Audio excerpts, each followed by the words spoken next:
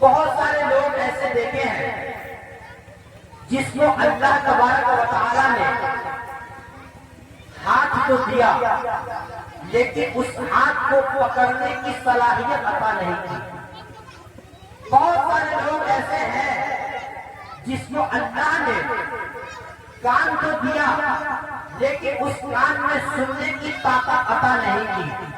کتنے لوگ ایسے ہیں جس کو اللہ نے پاؤں تو دیا لیکن اس پاؤں میں چلنے کی طاقت و قوت نہیں دی۔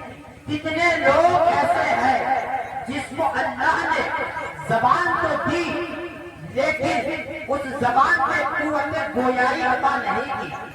کتنے لوگ ایسے ہیں جس کو اللہ نے آنکھیں تو دی لیکن ان آنکھوں میں دیکھنے کی طاقت و قوت عطا نہیں دی۔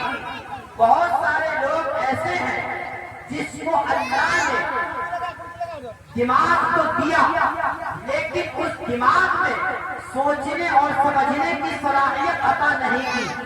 لیکن رب تبارک و تعالیٰ کا لاکھ لاکھ شکر و احسان ہے، اللہ کا کروڑوں احسان ہے کہ اس پاک پروردگار عالم نے ہمیں آنکھیں بھی دی، اس آنکھ میں دیکھنے کی طاقت و قوت بھی عطا کی ہے۔ اللہ نے ہمیں کان بھی عطا کیا، اس کان کو سننے کی طاقت و قوت بھی عطا کی ہے۔ اللہ نے ہمیں ہاتھ بھی دیا، ان ہاتھوں کو پکڑنے کی صلاحیت بھی عطا کی۔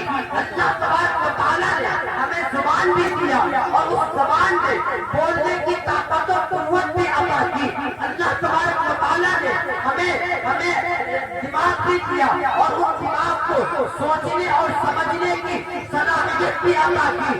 اور سب سے بڑی نعمت اللہ تبارک و تعالیٰ نے ہمارے لیے یہ رکھی ہے کہ اللہ تبارک و تعالیٰ نے اپنے محبوب یعنی محمد رسول اللہ کو ہمارے درمیان بھیج کر یہ سب سے بڑی نعمت عطا کر دی ہے، کیونکہ مصطفیٰ جان رحمت صلی اللہ تعالیٰ علیہ وسلم یہ ہمارے لیے سب سے بڑی نعمت ہے جو کہ اللہ تبارک و تعالیٰ نے ہمیں اور آپ کو عطا کی ہے۔ اعلیٰ حضرت فرماتے ہیں سب سے اولا وہ اعلیٰ ہمارا نبی، سب سے بالا وہ اعلیٰ ہمارا نبی، اپنے مولا کا پیارا ہمارا نبی، دونوں عالم کا دولہا ہمارا نبی، سارے اونچوں میں اونچا سمجھیے جسے اس اونچے سے اونچا ہمارا نبی، سارے اچھوں میں اچھا سمجھیے جسے اس اچھے سے اچھا ہمارا نبی، اور سب چمک والے اجروں میں چمکا کیجیے اندر شیشوں میں چمکا